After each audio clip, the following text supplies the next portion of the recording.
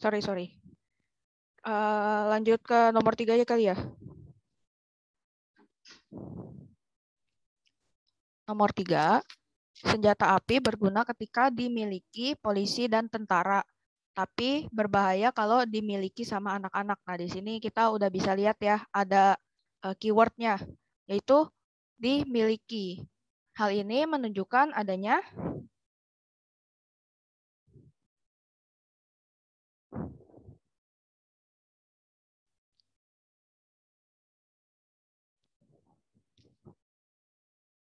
jawabannya ownership ya, dari ownership sendiri kan artinya kepemilikan. Yang mana benda ini berguna sesuai pemiliknya. Contoh lainnya, cangkul. Aku selalu contohin cangkul karena ini yang paling gampang.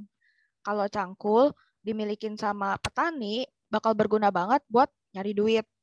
Sedangkan kalau cangkul dimilikin sama murid seperti kita, kan jadi nggak berguna tuh buat belajar. Karena kita pakainya apa? Buku, pena, laptop. Nah, sebaliknya, kalau buku dimilikin sama petani, berguna nggak? Enggak, karena mereka cari duitnya pakai cangkul. Kayak gitu. Nah, dari 4 yang lainnya, nah ada yang mau tanya nggak nih 4 lainnya? Form util. Form itu artinya bentuk, util itu kegunaan. Nah, kegunaan bentuk ini berarti benda ini berguna sesuai sama bentuknya. Contohnya kayu. Kayu nih kalau baru ditebang, belum diapa-apain, bagi kita berguna nggak? Nggak berguna kan? Nah, bergunanya pas apa? Pas dia udah jadi meja, udah jadi kursi. Nah, baru berguna buat kita. Itu namanya bentuk. Contoh lainnya pasir. Pasir pas udah masih jadi pasir, berguna nggak buat kita? Enggak kan? Bergunanya pas apa? Udah pas dibangun jadi rumah. Nah, kayak gitu form. Ada yang mau ditanya lagi nggak? Lanjut, Kak. Waduh. Oke, lanjut ya. Ke nomor 4. Oh, ini agak susah nih.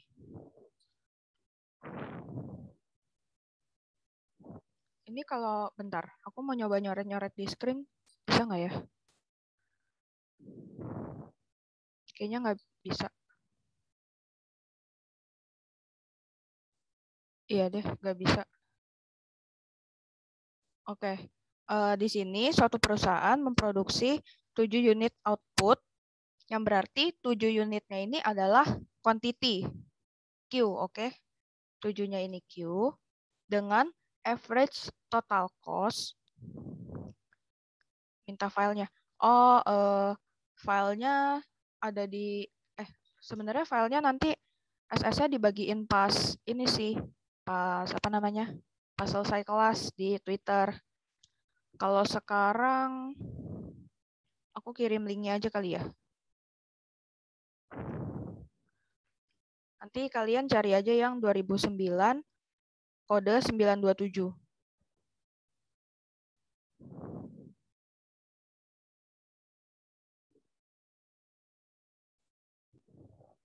Aku kirim di chat ya. Nah, tuh udah tuh. bit.ly simak ahai. Nah, dicari aja yang IPS, terus 2009 kode 927. Oke, lanjut ya. Dengan average total cost sebesar 15.000. Average total cost itu berarti AC. Terus, agar mampu berproduksi, perusahaan harus mengeluarkan fixed cost. Fixed cost ini berarti biaya tetap, berarti mau berapapun produksinya, biaya yang harus dikeluarkan oleh perusahaan pasti segitu, sebesar 35.000, gak bakal berubah.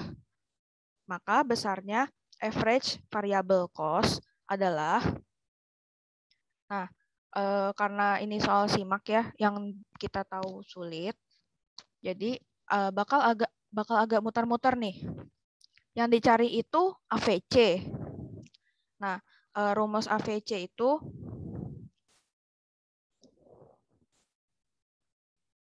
waduh, kalau aku rumusnya beda deh.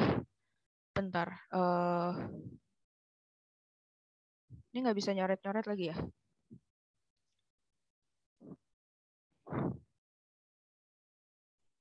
Oke, kita pakai yang di sini aja ya. Yang pertama itu karena diketahuin AC itu average total cost. Average total cost-nya itu kan 15.000. Sama yang ditanyain ini AVC. Nah, berarti dari rumus yang atas nih, yang atasnya A, harus dicarinya apa? AFC. AFC-nya itu, kalau kalian bingung caranya, aku biasa ngafalinnya dapat dari Kak Yasmin itu A bla bla bla sama dengan bla bla bla per Q. Bla bla blanya itu diisi. Misalkan di sini nih, diketahuinya FC, fixed cost. Berarti tulis aja AFC sama dengan FC per Q. Nah, gitu. Nanti yang lainnya juga gitu, AVC sama dengan VC per Q. Tinggal diganti belakangnya aja, rumusnya sama gitu. Nah iya, yang diganti itu FC-nya tuh, atau bisa juga sama VC.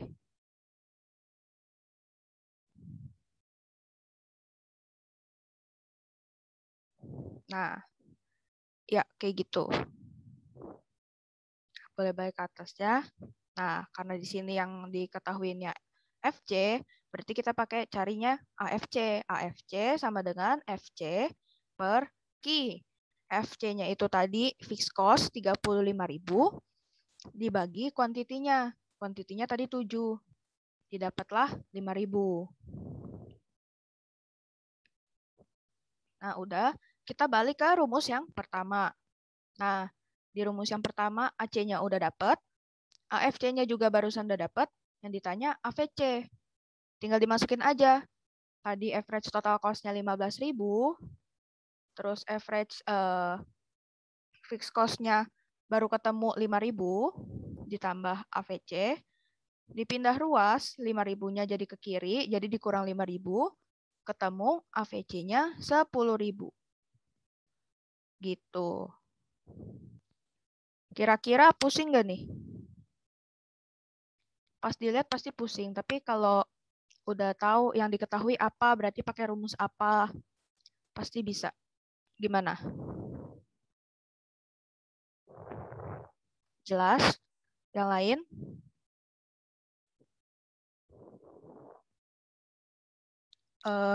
Kak. Oke. Ini kalau kalian bingung tentang average total cost itu apa sih? Diartiin dulu ke bahasa Indonesia. Average itu rata-rata, total cost itu biaya. Berarti biaya total rata-rata. Rata-rata biaya total. Fixed cost itu berarti tetap. Cost-nya biaya, berarti biaya tetap. Sama tinggal disingkat bahasa Inggrisnya. Oke, lanjut ya ke nomor 5.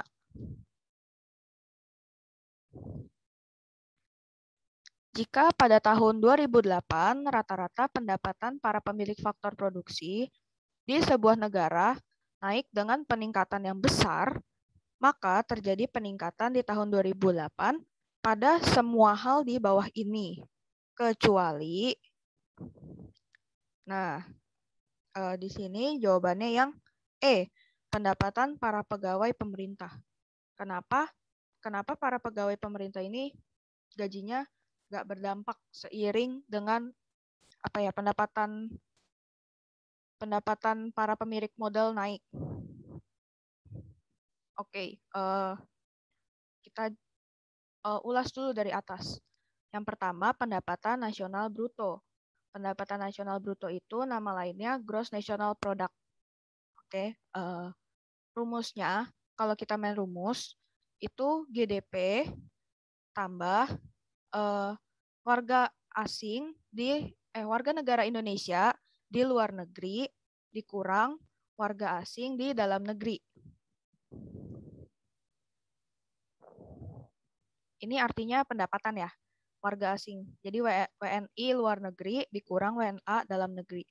Ini tuh pendapatan. Jadi pendapatan WNI dikurang pendapatan WNA. Nah, jadi udah jelas ya pasti GDP ini atau pendapatan nasional bruto ini berpengaruh seiring peningkatan pendapatan pemilik modal. Terus yang kedua, pendapatan nasional neto atau NNI. National Netto Income. Nah, ini itu rumusnya GNP yang tadi dikurang penyusutan, dikurang pajak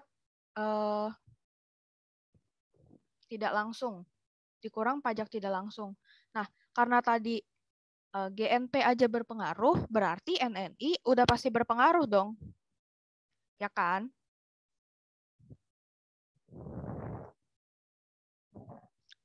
Iya, karena yang atas saja berpengaruh, pasti NNI-nya berpengaruh.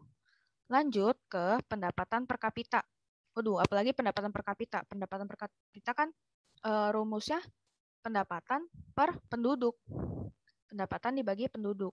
Jadi pasti banget kalau misalkan pendapatannya naik, pasti pendapatan per kapitanya ikut naik. Gitu.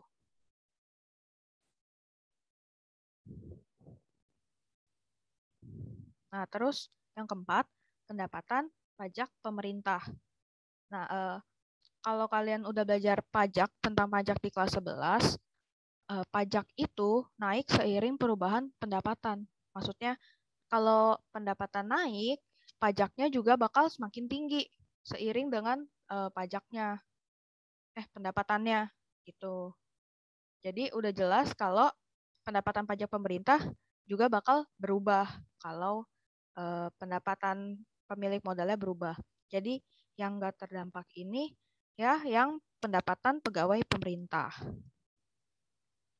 Oke, lanjut ke nomor 6. Wah, ini nggak terlalu sulit nih. Seorang pegawai sebelum mengalami kenaikan gaji dan promosi, mengonsumsi nasi bungkus ketika makan siang. Akan tetapi, setelah naik gaji dan dia dapat promosi, pegawainya jadi nggak pernah makan nasi bungkus lagi. Jadinya lebih seringnya ke restoran.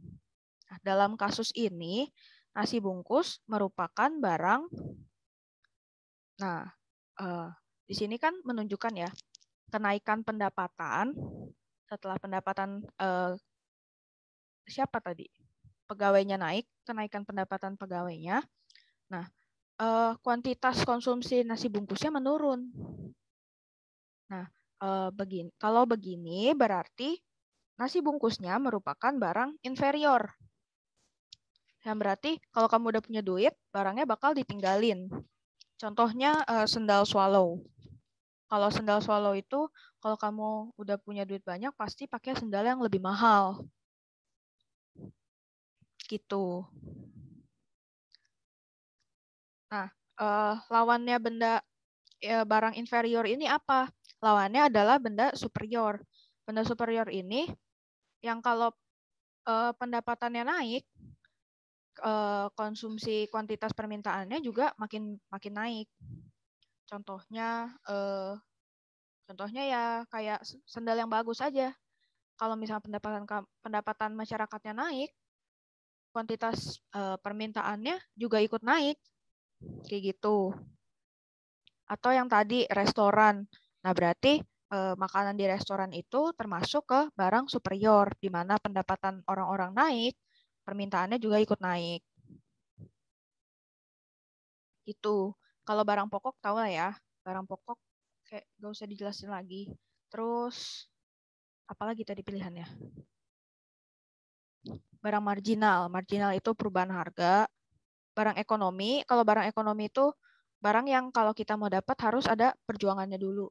Contohnya makanan. Kalau kita mau beli makan itu harus ada perjuangannya, entah mesti ngeluarin duit atau keluarin tenaga buat beli gitu. Sama yang itu barang superior ya, tadi udah. Udah. Lanjut ke nomor 7 ya. Manakah kurva permintaan berikut yang termasuk dalam kurva inelastis? Oke, inelastis ya. Nah, kalau kita lihat dari keseluruhan, kita bisa tahu nih mana yang bukan merupakan kurva di ekonomi, yaitu yang B. Yang B ini kayak nggak ada di mana-mana ya kurvanya. Aku sih belum pernah ketemu yang kayak gini yang nyembung ke atas gitu ya. Oke, jadi kita bisa langsung eliminasi jawabannya. Nah, terus kita lihat dari yang A. Kalau dilihat dari yang A ini, kurvanya nggak curam dan nggak landai. Biasa yang nggak curam dan nggak landai ini, dia merupakan kurva elastis uniter. Biasanya itu 45 derajat ya, 45 derajat. Nah, gitu. Terus, ya, loncat ke yang D. Ke yang D ini, kurvanya adanya di pasar persaingan sempurna. Yang lurus gini. Atau biasa dibilangnya inelastis apa elastis ya? Persaingan sempurna berarti elastis ya, elastis. Inelastis. Oh, inelastis. Maaf. Nah, kalau yang rata begini berarti namanya inelastis. Dan biasanya ada di pasar persaingan sempurna. Terus turun ke yang D. C dulu. Ada yang C gak? Nah, yang C ini sebenarnya di elastisitas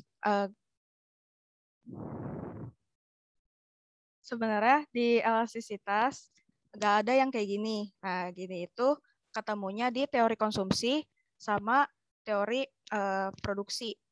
Kalau di teori konsumsi namanya indifference curve. Nah, kalau di teori produksi namanya kurva isoquant. Oke. Terus yang tadi yang apa namanya? Yang D. Yang D katanya benar yang elastis tadi ini elastis sempurna. Elastis sempurna ya. Terus yang turun. Nah, ini jawabannya. Kita bisa lihat di sini kalau kurvanya itu landai ya. Artinya landai itu dia curam, turun banget.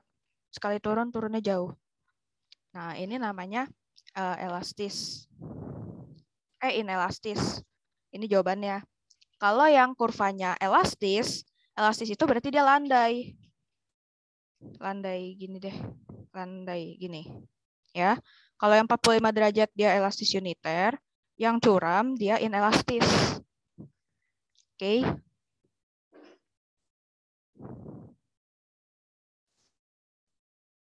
Terus kayaknya lanjut aja ke nomor 8. Kalau misalkan ada yang mau ditanya langsung ke chat aja, nanti aku langsung jawab. Perhatikan tabel berikut. Nah, itu bisa dibaca sendiri. Ada P, ada TR, ada AR, ada MR. Nah, terus ditanya, berdasarkan tabel di atas, besarnya marginal revenue pada jumlah produksi sebanyak 6 unit. Nah, rumusnya MR itu adalah delta TR dibagi delta Q. TR itu total revenue, berarti penerimaan total dibagi total kuantitas. Nah, tadi itu yang ditanya adalah di saat Q-nya 6. Saat Q-nya 6, berarti untuk cari delta TR dan delta Q-nya kita pakai yang sebelumnya, yang berarti di saat Q-nya itu adalah 4. Oke. Nah, berarti delta TR-nya adalah 3.000 dikurang 1.600. Oke. Dibagi delta Q-nya 500. Delta Q. Delta Q itu 6 dikurang 4. Oke. Kali lagi, delta TR-nya ini di saat TR-nya kuantitas 6 sama TR-nya kuantitas 4, yaitu 3.000 dikurang 1.600 dibagi delta Q. Q-nya 6 sama 4. 6 kurang 4. Muncul hasilnya 1.400 dibagi 2. Jadi hasilnya 700. Jawabannya yang C. Gitu. Kak mau nanya 3.000 itu dapat dari mana, Kak? 3.000. Coba geser ke atas sedikit biar kelihatan.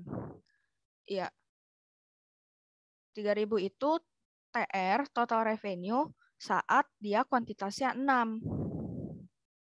Nah, buat cari deltanya, delta TR, perubahan TR-nya, kita harus bandingin sama TR di kuantitas sebelumnya.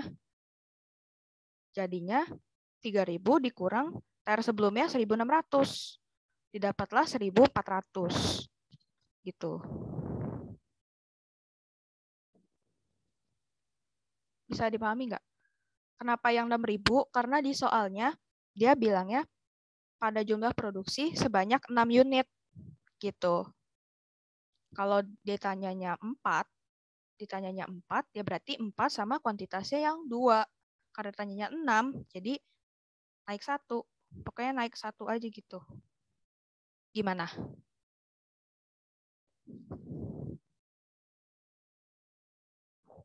Oke, mantap. Kita lanjut aja. Masih ada kan ya? Masih lah. Waduh, akuntansi. Waduh, apa nih? Panik duluan. Lanjut.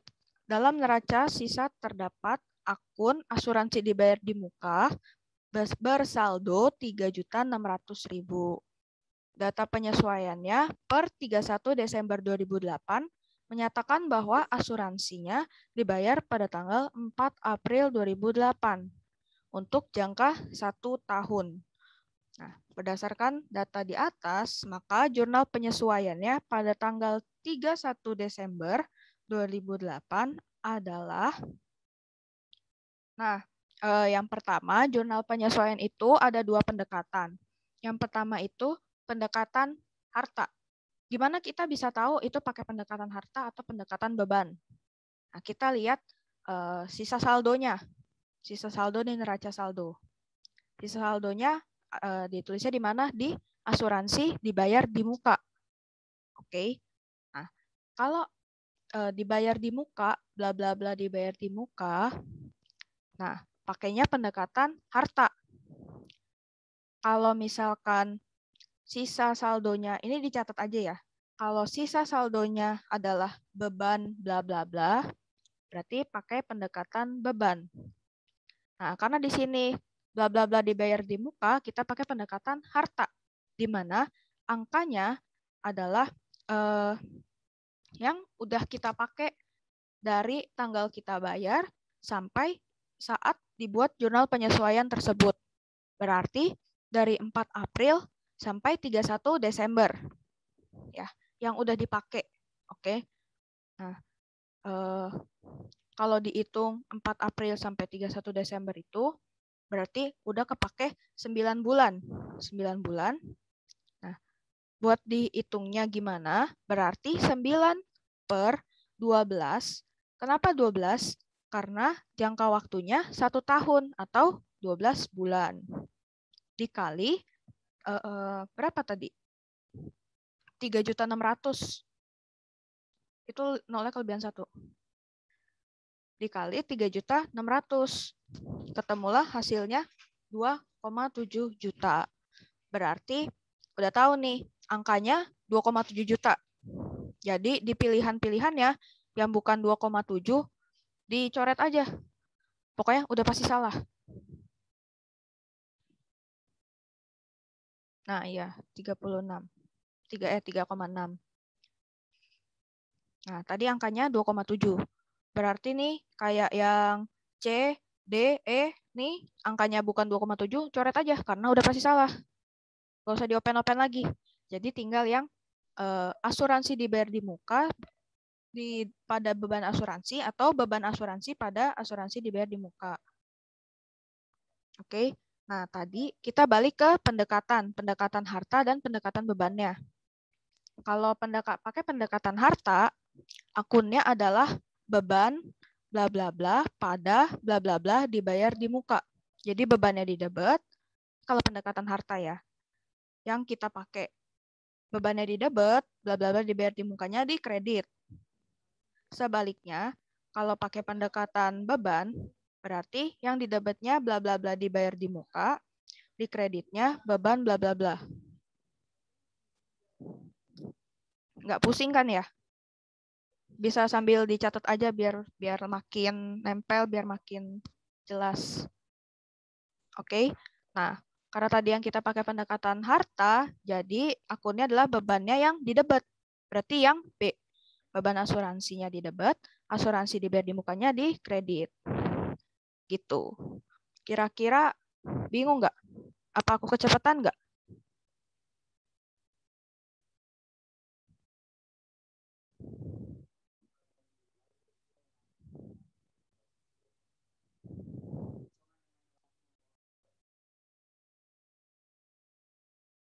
Oke, kita lanjut ke terakhir aja. Bukan terakhir. Ini terakhir bagian aku maksudnya. Ya, habis ini ganti orang. Switch. Berikut ini adalah data keuangan yang dimiliki PT Terang Bulan tahun 2007. Bisa dilihat, persediaan awalnya 12,5 juta, pembelian 34 juta, retur pembeliannya 6 juta, potongan pembeliannya 4,5, retur penjualannya 3 juta, potongan penjualannya 1,5 juta, sama persediaan akhir 9,3 juta. Nah, yang ditanya adalah HPP PT Terang Bulan untuk tahun 2007. Oke, jadi untuk HPP sendiri ada rumusnya. Nah, kalian harus hafalin. Rumusnya itu adalah persediaan barang dagang tahun awal, persediaan awal, ditambah pembelian bersih. Nah, pembelian bersih ini apa? Pembelian bersih ini pembelian ditambah sama ongkos angkut atau biasa disebutnya ongkir lah gampangnya. Dikurangin returnya retur pembelian, dikurangin potongannya juga potongan pembelian, dikurangin persediaan akhir. Nah, pembelian bersihnya kita hitung dulu.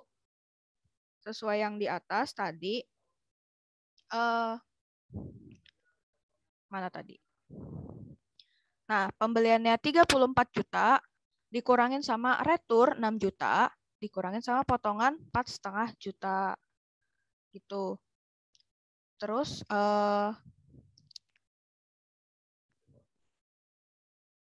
oke. Jadi 12,5 juta ditambah pembelian bersih yang tadi dikurang sama PDB akhirnya 9,3 juta. Hasil akhirnya bisa dihitung sendiri ya. Ini tinggal ditambah kurang, tambah kurang. Hasil akhirnya dapatnya 26,700.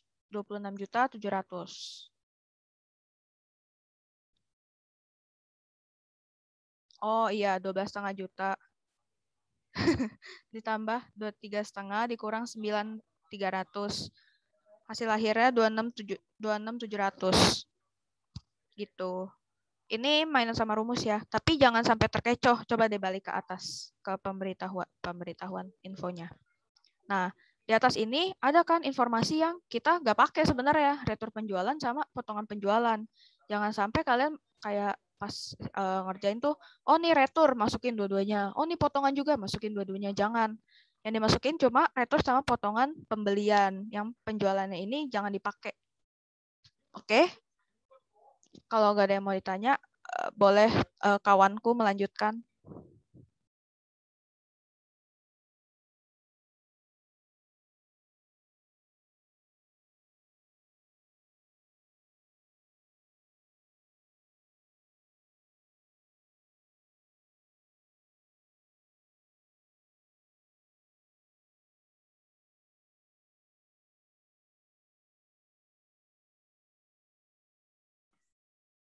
Suaraku kedengeran kan ya? Kedengeran, Kak. Kedengeran, Kak. Oke. Lanjut ya ke nomor 11. Nomor 11. Dalam keadaan inflasi, Bank Sentral dapat melakukan operasi pasar terbuka untuk menarik sebagian besar uang yang beredar. Sebab operasi pasar terbuka adalah kebijakan yang dijalankan oleh Bank Sentral untuk menaikkan dan menurunkan suku bunga. Kita lihat dulu dari yang atasnya.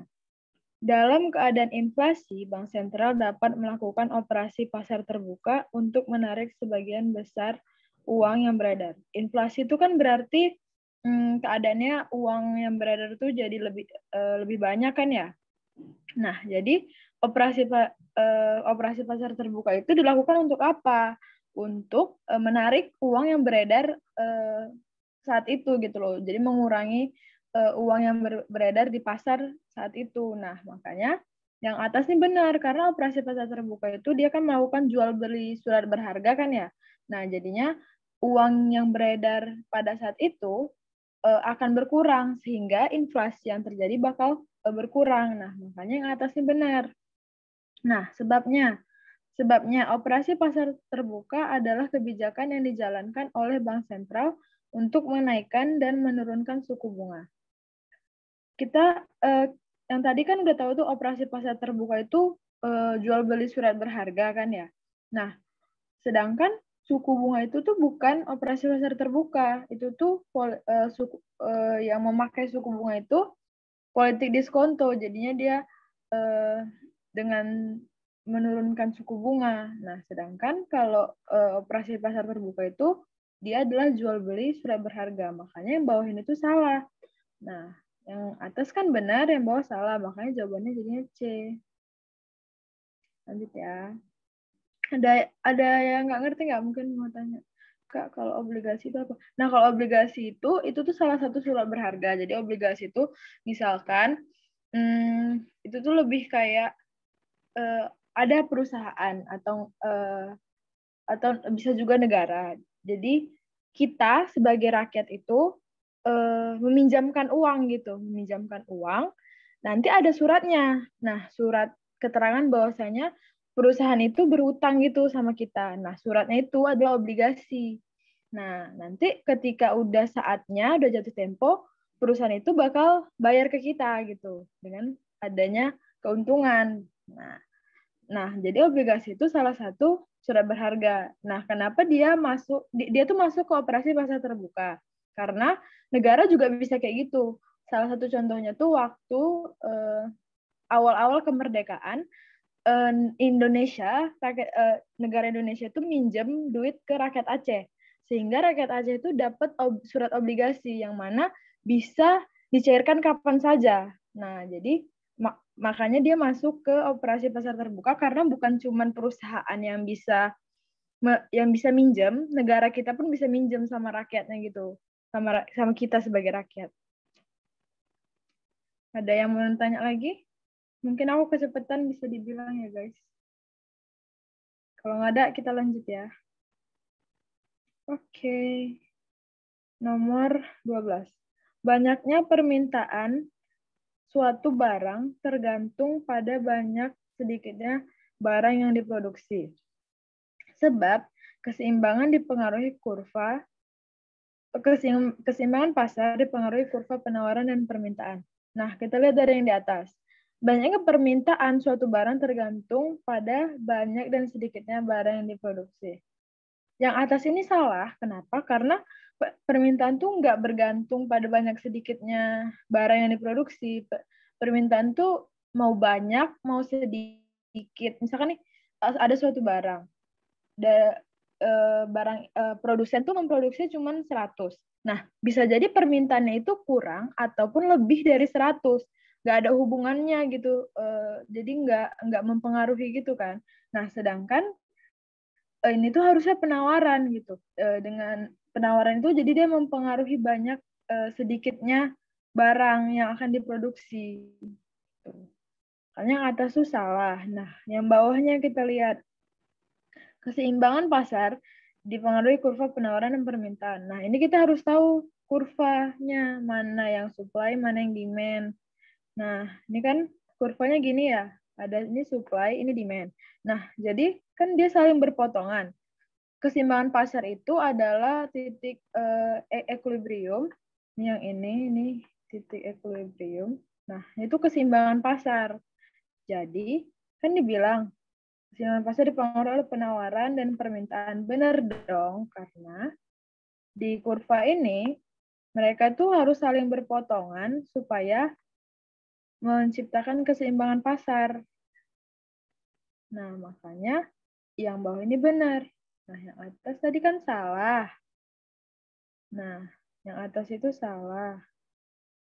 Yang bawah kan benar, jadi jawabannya itu D. Itu ya guys. Ada yang mau ditanya mungkin?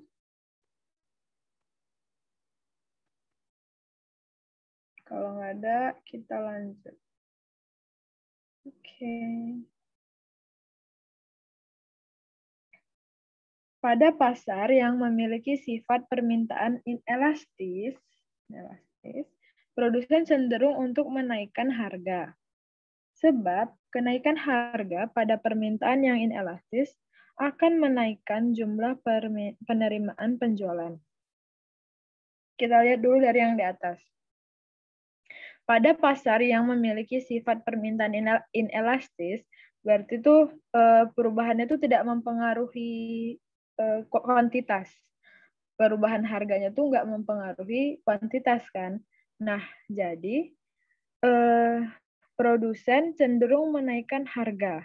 Nah, karena kalau harganya berubah, kuantitasnya cenderung tidak berubah, jadi produsen ini mau untung kan, adalah naikin aja, toh permintaannya sedikit, jadinya biar lebih untung, atau enggak permintaannya banyak nih, kita naikin nih harganya gitu, jadinya lebih banyak lagi untungnya. Jadi karena apa namanya tadi, permintaannya bersifat inelastis, sehingga kalau dinaikkan harganya itu tuh lebih untung. Makanya produsen cenderung menaikkan harga dia kalau barangnya itu inelastis.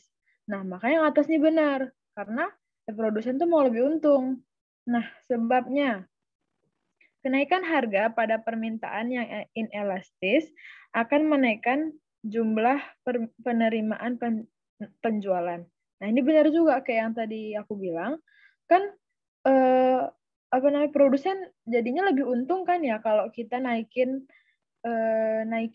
kalau dia naikin harga karena barangnya inelastis. Misalkan barangnya harganya satu barang tuh harganya 10.000.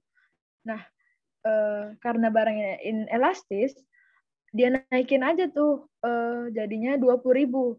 Pas di 10.000 permintaannya 10 misalkan. Pas di 20.000 permintaan juga 10. Nah, otomatis dia bakal lebih untung kan. Nah, karena dia lebih untung, makanya penerimaan penjualan dia itu jadinya meningkat, jadinya naik. Karena ya dia jadi lebih untung, lebih banyak pemasukannya. Nah, makanya yang bawah ini benar. Nah, atas dan bawah ini benar. Terus kita lihat lagi saling berhubungan nggak? Nah, kan ini pada pasar yang memiliki sifat permintaan inelastis, produsen cenderung menaikkan harga. Sebab kenaikan harga pada permintaan inelastis akan menaikkan jumlah penerimaan penjualan. Berhubungan kan? Karena kalau harganya naik jadinya makin untung, makanya lah produsen cenderung menaikkan harga. Nah, karena berhubungan dia, makanya jawabannya itu A. Kan A itu benar-benar saling berhubungan. Nah, gitu. Ada yang mau ditanya mungkin? Oke, kalau nggak ada, aku lanjut nih. Udah nggak, guys? Lanjut, Kak. Oke, lanjut ya. Penurunan tingkat diskonto dan menaikkan cash ratio oleh bank sentral dapat menambah jumlah uang beredar. Sebab pengadaan uang di masyarakat ditentukan melalui penciptaan uang kartal dan uang giral oleh bank umum. Nah, kita lihat dulu nih yang atas. Peningkatan diskonto, penurunan tingkat diskonto dan menaikkan cash ratio oleh bank sentral dapat menambah uang jumlah beredar. Nah, ini kan kalau diskonto itu dia untuk ini ya, untuk mengurangi jumlah uang beredar. Karena penurunan tingkat diskonto ini adalah maksudnya penurunan tingkat bunga. Harus ingat kalau politik diskonto itu dia tentang bunga, tentang suku bunga bank. Nah, jadi kalau penurunan tingkat berarti tingkat diskonto ini diturunin, suku bunganya ini diturunin.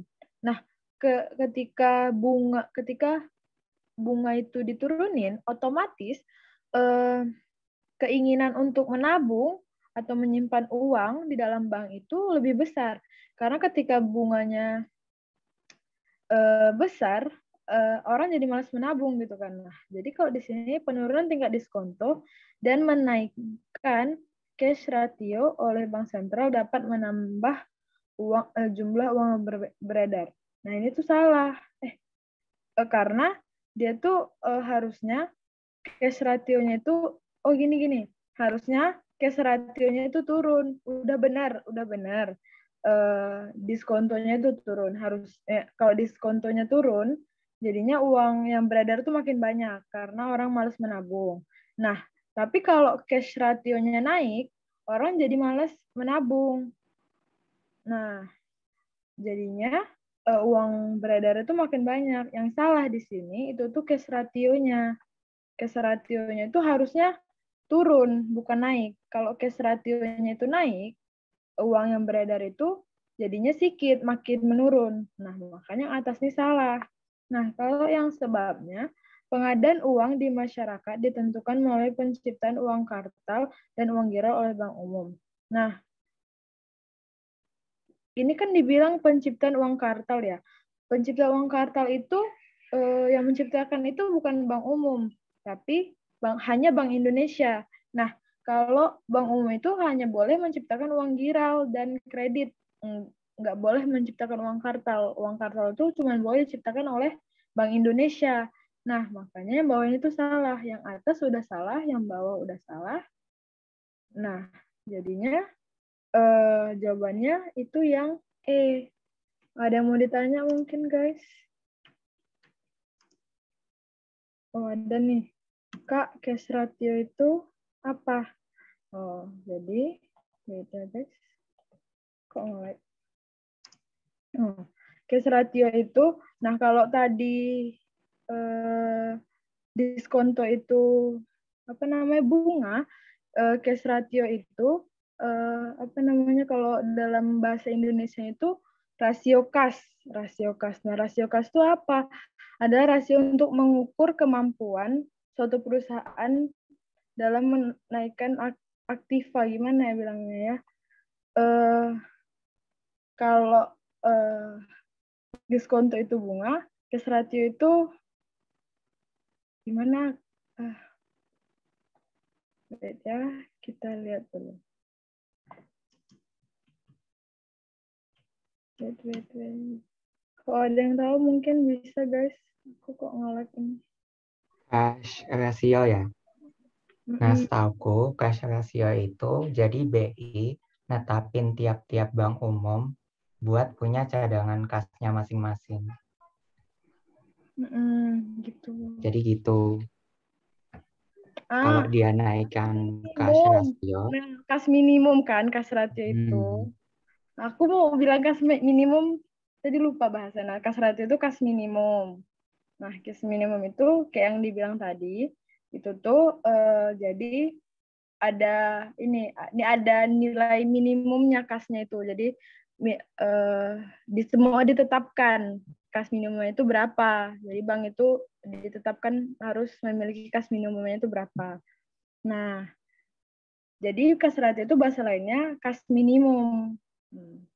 Kas ratio. Rasio kas minimum. Tuh. Oke, ada yang mau ditanya lagi nggak, guys? Kak, contoh barang yang nanya ini tadi ya, inelastis. Kak, contoh barang inelastis apa aja ya, Kak? Ada yang tahu nggak mungkin? Nih, contoh barang inelastis kan gampang tuh. Ayo. Kalau yang elastis atau contoh inelastis gimana, contoh elastis gimana? Ada yang tahu nggak? Boleh banget di-sharing sama teman-temannya. Kalau nggak tahu ada yang mau sharing. Oke, kalau nggak ada nih yang mau sharing sama teman-temannya. Nah, kalau gitu aku kasih tahu aja ya. Contoh barang inelastis itu adalah barang pokok, kebutuhan pokok. Itu ada, ini ada juga yang udah jawab, kebutuhan pokok kayak beras. Kalau harga naik, masyarakat bakal tetap beli. Nah, benar nih, contohnya salah satunya kayak beras. Terus, pokoknya barang-barang pokok itu dia cenderung inelastis karena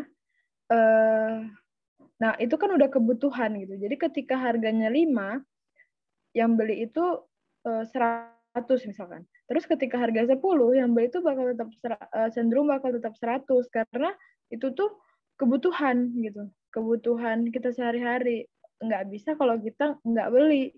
Nah, makanya permintaannya itu inelastis. Karena ya dia walaupun harganya berubah, permintaannya tuh nggak terpengaruh gitu. Oke. Kayak nama Twitternya apa? Iya nih, nama Twitternya Ambis Bareng. Kalau nama Notmatch itu tuh punya Mede. Kalau untuk instansinya, komunitasnya bisa dicari di Twitter Ambis Bareng ya guys. Oke, lanjut ya nomor berapa nih, nomor 15. Jika nilai ekspor Indonesia meningkat, maka nilai tukar rupiah akan menguat. Sebab persediaan dolar meningkat dengan adanya devisa yang dihasilkan dari ekspor. Nah, yang ini tuh, yang atasnya itu benar ya. Jika nilai ekspor Indonesia meningkat, nilai ekspornya meningkat nih, maka nilai tukar rupiah akan menguat.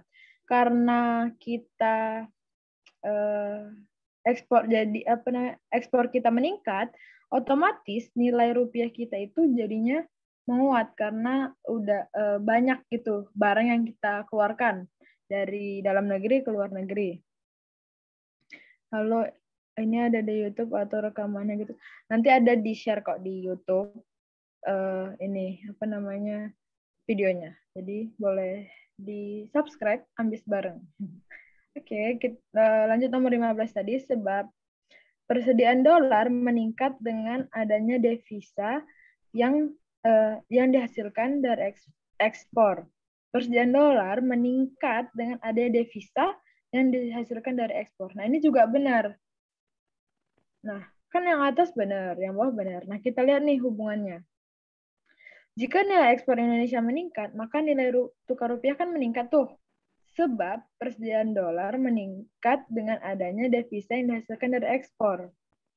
Nah, maka kan kita tuh transaksi nih sama orang luar. Nah, ketika transaksi itu ada devisa nih, devisa yang dihasilkan dari ekspor. Karena kita transaksi sama orang luar. Nah, karena ada persediaan dolar itu tadi, persediaan dolar di mancanegara ini banyak, makanya uang rupiah kita tuh jadinya menguat gitu. Nah, makanya yang atas benar, yang bawah benar, dan mereka tuh saling berhubungan. Makanya yang jawabannya tuh A, karena saling berhubungan. Nah, kalau nggak saling berhubungan tuh dia jawabannya jadinya B. Oke. Lanjut ya. Lanjut nomor 16. Di antara barang-barang berikut yang merupakan barang ekonomi adalah tadi udah sempat disinggung juga kan ya sama Mede yang ada pilihannya barang ekonomi. Barang ekonomi itu apa? Barang ekonomi itu adalah barang yang untuk memperolehnya itu kita butuh pengorbanan. Butuh pengorbanan. Jadi misalkan kita mau beli apa ya? Mau beli sesuatu lah. Kita harus mengeluarkan uang gitu loh. Nah, mengeluarkan uang itu adalah salah satu bentuk pengorbanan untuk memperoleh barang ekonomi itu tadi. Nah, pertanyaannya, di antara barang-barang berikut ini yang merupakan barang ekonomi adalah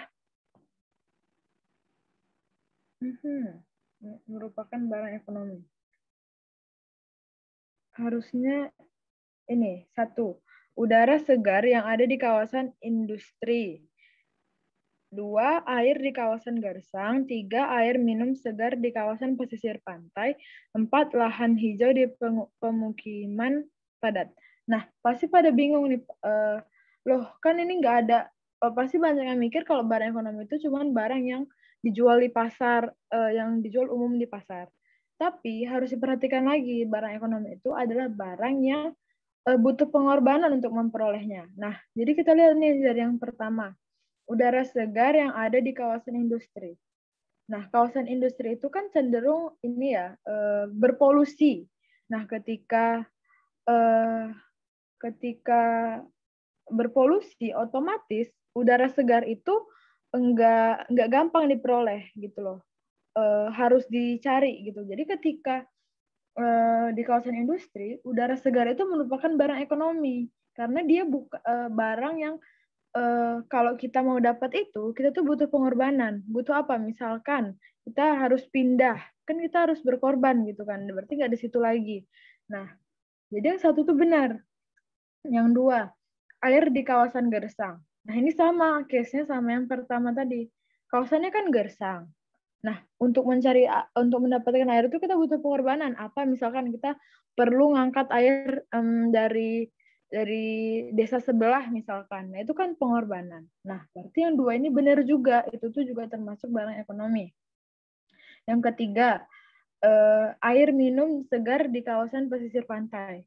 Nah, ini sama juga kayak yang dua sebelumnya. Kan pesisir pantai itu adanya air laut. Nah, sedangkan kalau untuk air minum, itu harus dicari lagi gitu loh. Nggak bisa didapatkan secara sia-sia. Yang keempat juga sama, lahan hijau di pemukiman padat penduduk. Misalkan kayak kita di kota, untuk mendapatkan lahan hijau itu kita juga butuh pengorbanan kan, harus kita beli ataupun gimana gitu kan. Nah, jadinya yang 1, 2, 3, 4 tuh benar semua. Benar semua. Karena semuanya itu butuh pengorbanan. Ini ada yang jawab 2 sama 4. 2 sama 4 benar. Tapi 1 sama 3 itu juga benar. Karena semua itu semua ini untuk diperolehnya itu butuh pengorbanan. Mereka nggak bisa dihasilkan, dimiliki secara cuma-cuma gitu loh. Misal ketika kita misalkan di desa misalkan ataupun kita yang kawasannya itu masih belum menjadi pusat industri, itu tuh udara segar itu masih bisa kita peroleh secara cuma-cuma. Tapi untuk yang orang yang sudah di kawasan industri, ya mereka tetap bisa menghirup udara, bukan yang nggak bisa, karena udara itu kan ada di mana-mana. Tapi udara segar itu nggak bisa diperoleh secara cuma-cuma gitu loh. Nah, makanya yang 1 ini benar, yang 3 ini juga benar. Nah, ada yang mau nanya mungkin? Jadi jawabannya karena semuanya benar ya guys.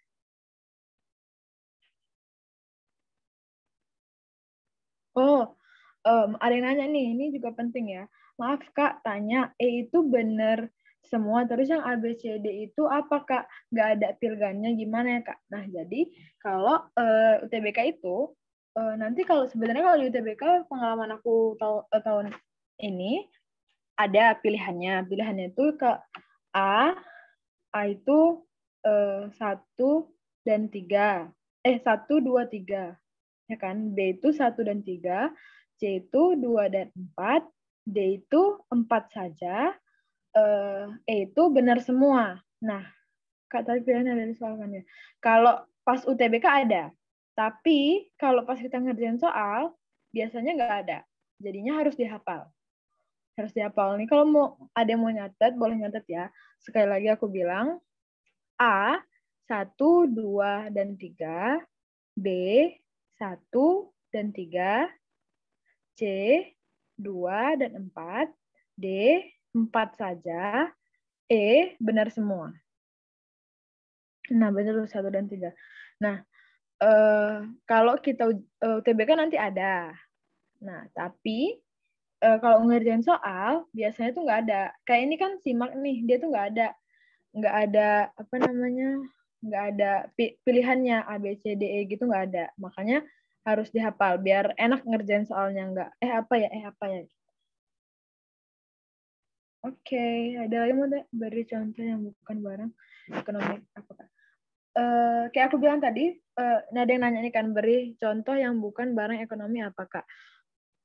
Misalkan kayak kita yang daerahnya masih ada udara segar, atau enggak gini, kayak misalkan desa itu kan bersih ya, nggak ada polusi, nggak ada apa gitu. Nah, di desa udara segar tuh bukan barang ekonomi karena mereka tuh udah segar gitu loh, nggak dibutuh pengorbanan. Udara yang mereka hirup sehari-hari itu udara segar, Tapi kalau di kawasan industri, udara yang mereka hidup sehari-hari itu bukan udara segar. Sedangkan kalau mau mencari udara segar, mereka butuh pengorbanan. Entah itu dibeli, entah itu mereka harus pindah. Pokoknya ada pengorbanan yang harus dilakukan. Nah, tapi kalau di desa, udara segar itu adalah udara yang mereka hidup sehari-hari. Jadi yang nggak perlu tuh pengorbanan. Barang bebas. Terus Kak, kalau barang tanpa pengorbanan barang tanpa pengorbanan namanya barang bebas. Nah, benar tuh. Misalkan kalau udara segar tadi itu barang ekonomi di kawasan industri, di udara segar di desa itu jadinya barang bebas gitu. Pokoknya ketika hal itu untuk memperoleh suatu hal itu nggak perlu pengorbanan, ya itu jadinya barangnya barang bebas. Ada lagi guys yang mau ditanya?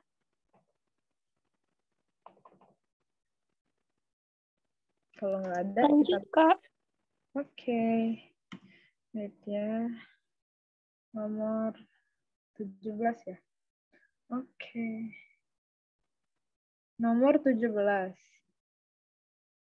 Yang termasuk dalam uang yang sangat liquid adalah, nah, apa nih liquid? Kalau kita nih kan yang awam, liquid itu pasti kan cair gitu ya, cairan. Nah, ini sama juga dalam ekonomi, liquid itu juga kurang lebih artinya sama, itu adalah yang mudah dicairkan. Maksudnya apa mudah dicairkan? Mudah gitu kita peroleh. Contohnya, kita taruh uang di bank. Untuk ngambilnya itu mudah gitu kan, tinggal ambil gitu. Nah, kita lihat di pilihannya satu-satu. Yang pertama ada cek, kedua ada travel check, ketiga ada deposito, keempat ada uang kartal. Nah, kalau cek ini kan dia berbentuk kertas ya kan, berbentuk kertas yang ada uangnya gitu loh. Nanti bisa ditukarkan jadi uang gitu. Nah, tapi cek ini kan dia enggak gampang gitu untuk dicairkan. Perlu ada proses gitu kan. Nah, travel check juga gitu, sama cek. Yang deposito. Nah, deposito ini kita kan ini ya, nyimpan uang. Nah, cenderung deposito ini dalam jumlah yang besar. Nah, kalau deposito itu sama juga kayak cek dan travel check, dia harus ada proses yang harus dilalui untuk ngambil duit itu gitu loh. Harus ada ngurus ini, ngurus itu. Nggak bisa asal-asal aja gitu ngambilnya. Nah, terlebih lagi deposito itu biasanya ada kurun waktunya. Misalkan kita deposito jangka waktu 5 tahun atau enggak 10 tahun. Jadi enggak bisa kita ambil kapan aja. Enggak bisa kayak kita nyimpan uang di bank terus bisa kita ambil pakai ATM, enggak bisa. Itu deposito cenderung ada waktu yang ditentukan. Jadi misalkan kita deposito 2 tahun, ya kita misalkan kita nyimpannya itu hari ini, ya baru bisa diambil tanggal 14 tahun 14 September tahun depan gitu. Nah, jadi kalau yang 1, 2, 3 itu udah salah karena mereka itu nggak mudah gitu diambil, dicairkan kan. Nah, yang keempat, uang kartal. Nah, ini benar. Nah, kayak yang kita tahu juga uang kartal itu kan uang kertas dan logam kan ya.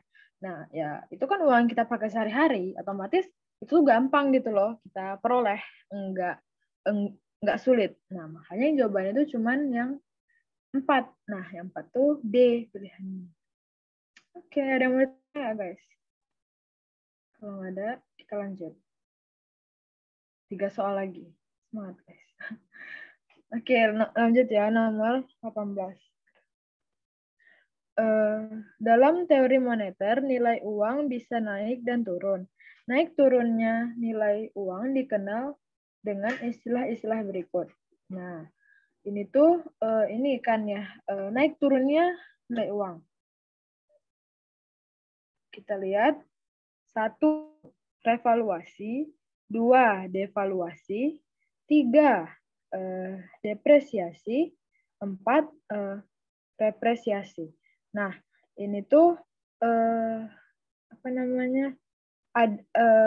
istilah ya kan, istilah. Jadinya kalau re, dia itu kalau depannya re, ini kan ada revaluasi, devaluasi, depresiasi.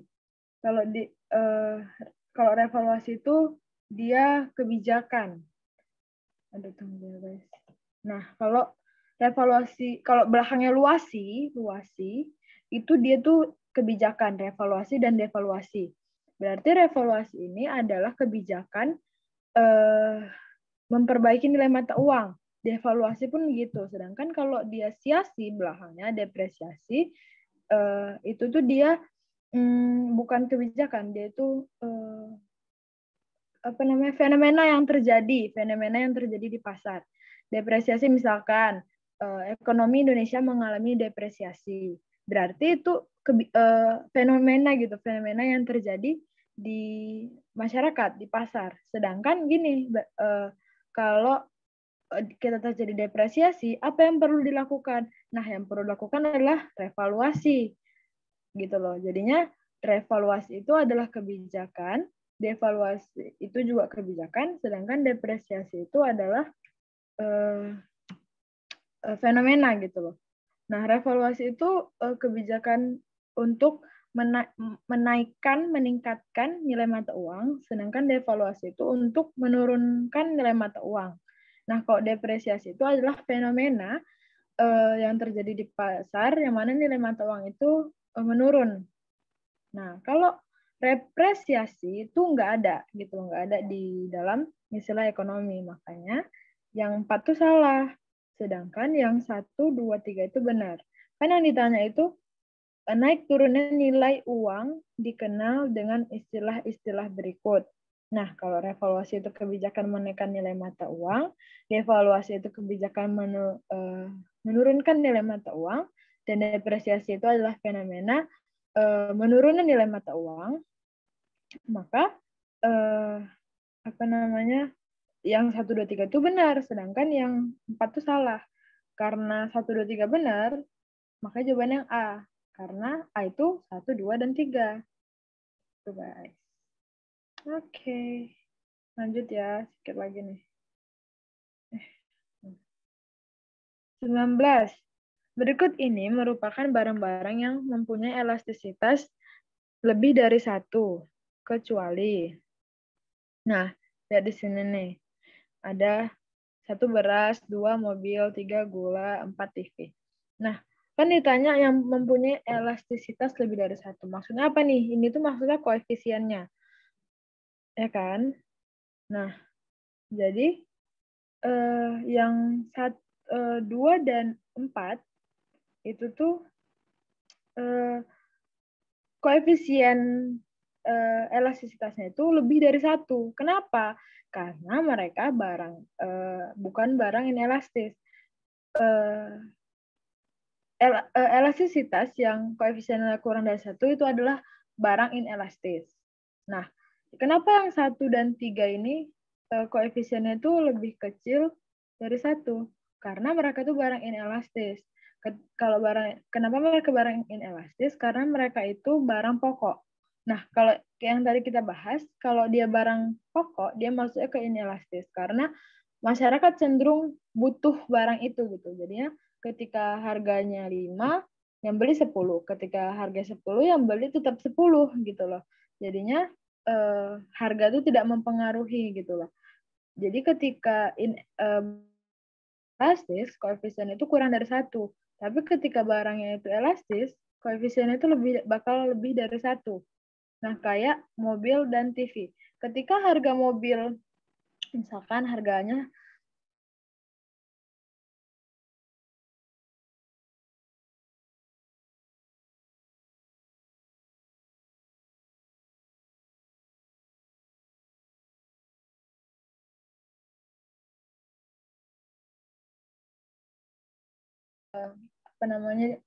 mobil dan TV ini termasuk barang elastis.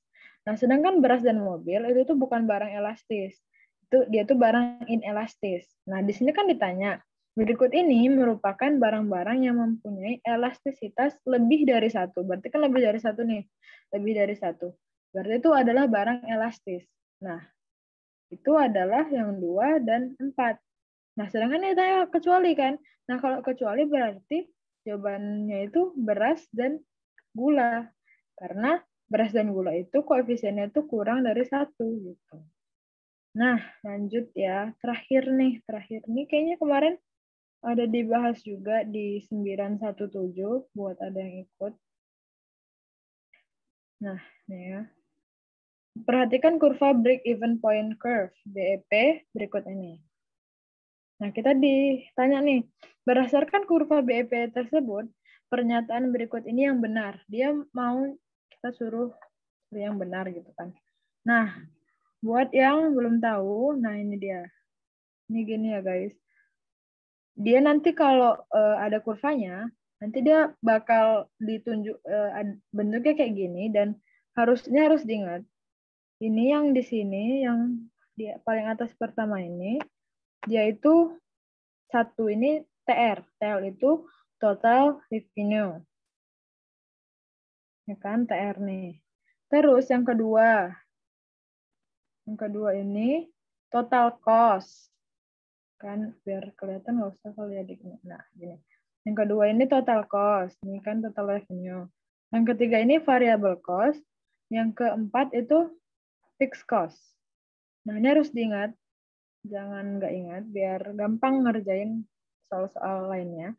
Nah, ditanya nih, berdasarkan kurva BEP tersebut, pernyataan berikut ini yang benar adalah 1. Kurva 1 menggambarkan total revenue. Nah, 1 ini kan benar nih total revenue. Berarti yang 1 benar dong, ya kan? Yang kedua, kurva 4 menggambarkan average fixed cost. Yang 4 mana nih, kita lihat nih yang 4 nih. Nah, yang 4 ini kan dia variable fixed cost, bukan average fixed cost. Jadi beda ya antara FC dan AVC itu beda. Dia enggak sama. Karena AFC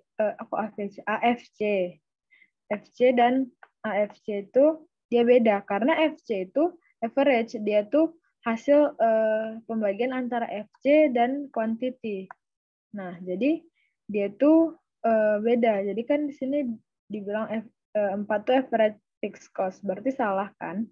Nah, yang ketiga, kurva 3 menggambarkan total variable cost. Nah, mana yang ketiga kita lihat? Yang ketiga nih. Nah, total variable cost sama variable cost itu sama ya. Jadi kalau total variable cost itu ya PC, kalau total fixed cost itu ya FC gitu. Jadi total itu dia sama aja gitu, sama variable cost sendiri gitu. Nah, jadi kan dilihat nih, berarti benar kan yang ketiga itu, nih, kurva 3 itu total variable cost. Nah, yang keempat tuh kurva 4 menggambarkan total profit. Nah, di sini ini lebih salah lagi karena nggak ada total profit itu apa gitu, nggak ada. Cuman kita ada total revenue, nggak ada total profit. Nah, jadinya yang 2 dan 4 ini kan udah salah. Otomatis yang 1 dan 3 itu benar. Kalau yang benar 1 dan 3, maka jawabannya itu yang B. Oke. Mungkin ada yang mau ditanya nggak, guys?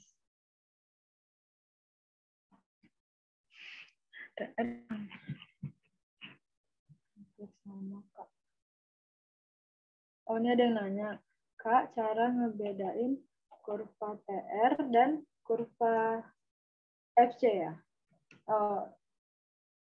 Nah, kalau kurva TR dan kurva FC itu buat yang belum tahu, itu tuh emang mungkin mirip. Tapi,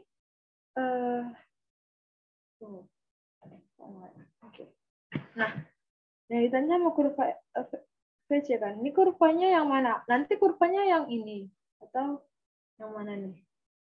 Karena ini kan dia digabung gitu kan, jadi kurva FC sendiri yang mana, kurva CC sendiri yang mana nih maksudnya? Kayaknya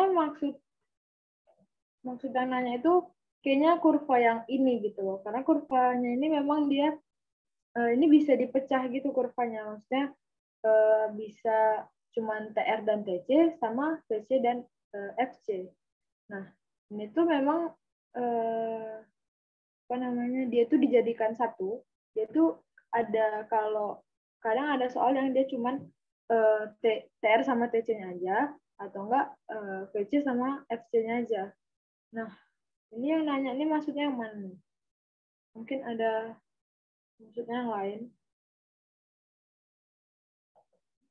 Karena setauku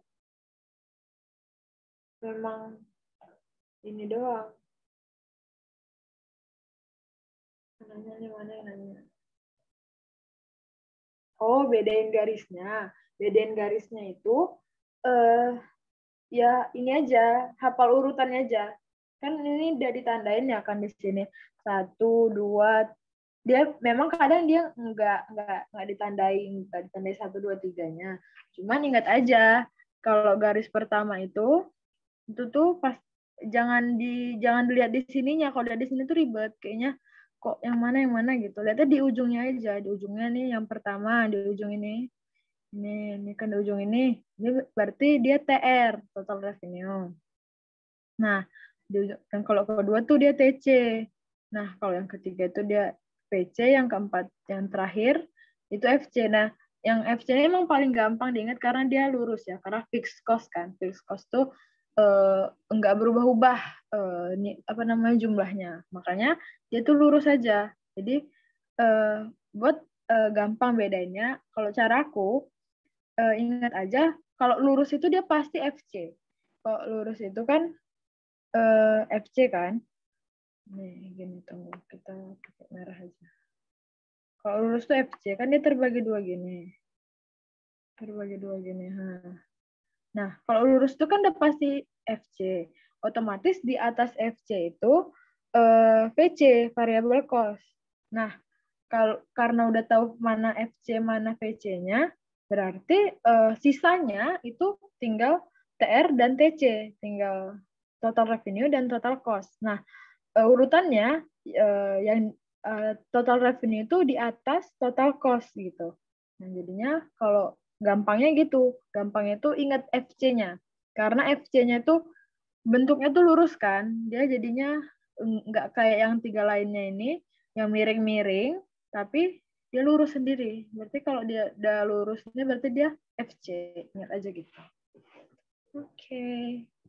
Ada mau nanya lagi nggak? Oh, ini ada yang Kak izin live ya, terima kasih. Iya, boleh. Sama-sama. Ada yang mau nanya lagi nggak? Terima kasih banyak, Kak. Iya, sama-sama.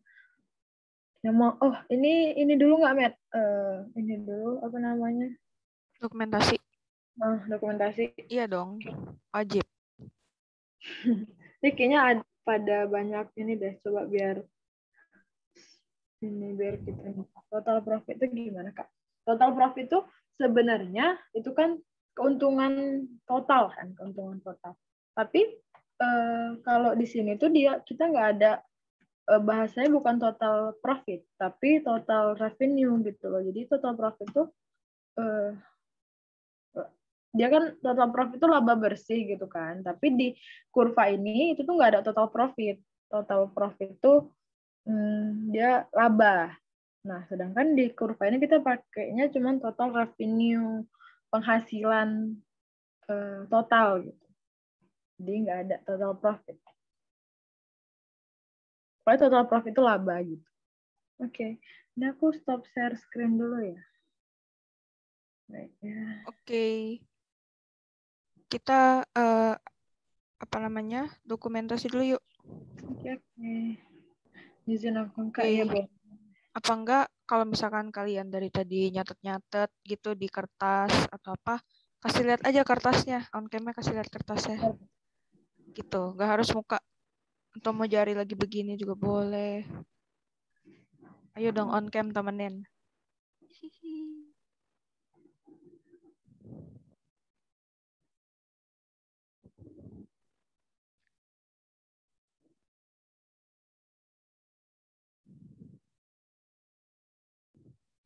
Yuk lagi yuk. Aku tunggu sampai 25.5. Ih keren, nyatetnya banyak banget.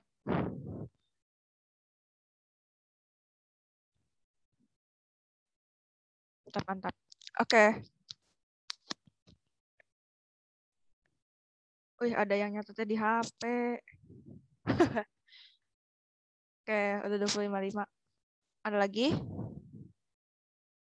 Ada yang di kamar doyong. Oke, aku screenshot ya. 1, 2, 3. Sekali lagi. 1, 2, 3.